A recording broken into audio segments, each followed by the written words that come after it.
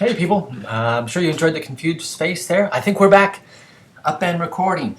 So let's talk about week 4. As you know, we have a 7-week schedule. Things are moving right along. And you're doing a bunch of stuff. So I just finished posting grades earlier today for a discussion board for week 3. Overall, people did really well.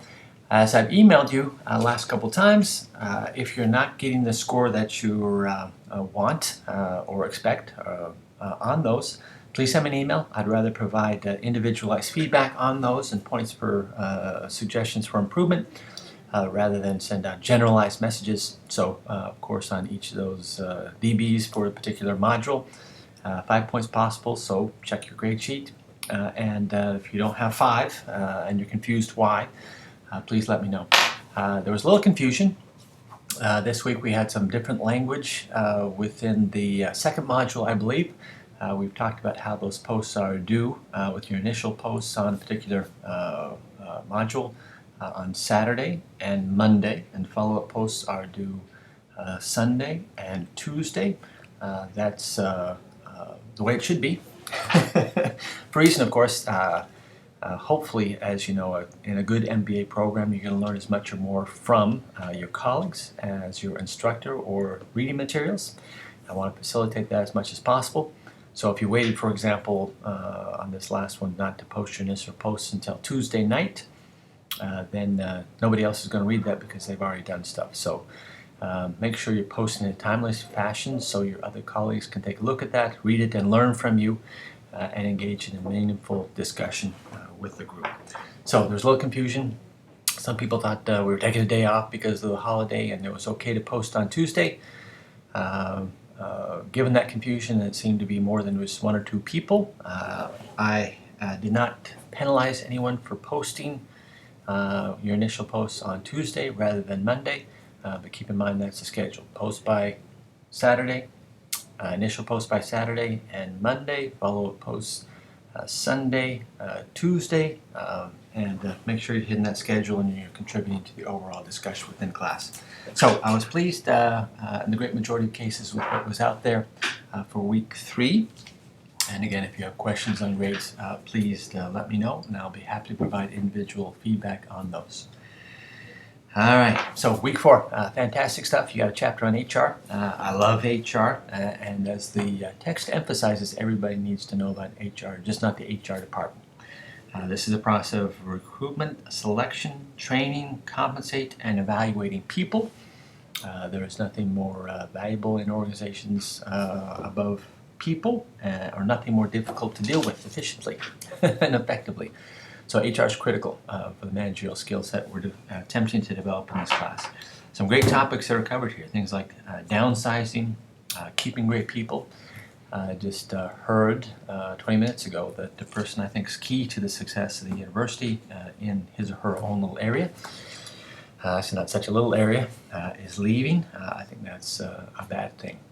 Organizations, when they lose key people, are really at a disadvantage. There's an opportunity, of course, to replace them with somebody better, but these are some of the challenges within HR, and it's really key to the managerial skill set. So I think you'll enjoy that particular chapter. Other topics, sexual harassment, healthcare costs, some great issues to address that we need to have some knowledge about when we're in a managerial role. All right, next chapter after that is change and innovation.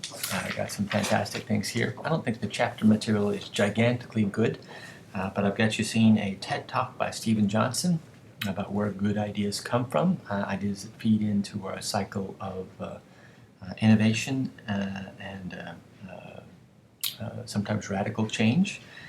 So check that out. The TerraCycle is a fascinating company. Spent some time also doing some additional research on that over and above just the link I've given you to the basic website. I think you'll find that as a great example of innovation. Innovation is all over the place, and our challenge as managers is to facilitate that process rather than be bureaucrats preventing innovation from taking place. So I think you'll like that. And the change chapter the change material is good. Of course, we've gone from a UTPA to UTRGV. So gigantic amounts of change here as part of normally a stable environment in a university. And many of these things that Robbins and his other co-authors talk about within change have been very much a part of day-to-day life here at UTRGV, given we've launched 3 weeks ago. All right, so of course you're also working on exam number 1, and hope you're finding that interesting. Especially given we're in a political cycle, Republican debate tonight, I believe. Some of these issues about inequality and the differences between CEO wages and people lower in the organization wages and the gigantic differences between those two.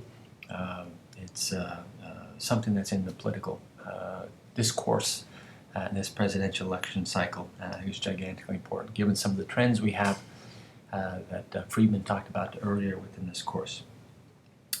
So you've got that, which is due, of course, by Sunday midnight. And keep in mind also we have reaction papers coming. This is your opportunity to take a particular topic that you're interested in and want to investigate more thoroughly. Take a look at that and write up basically a well-crafted essay on that particular topic, bringing in additional research. All right, so things are going pretty well. Of course, if you have questions, send me an email. I live on email, so I think I've done a pretty good job in responding to people who have sent me inquiries in a timely fashion. So that's certainly what we're going to do moving forward. All right.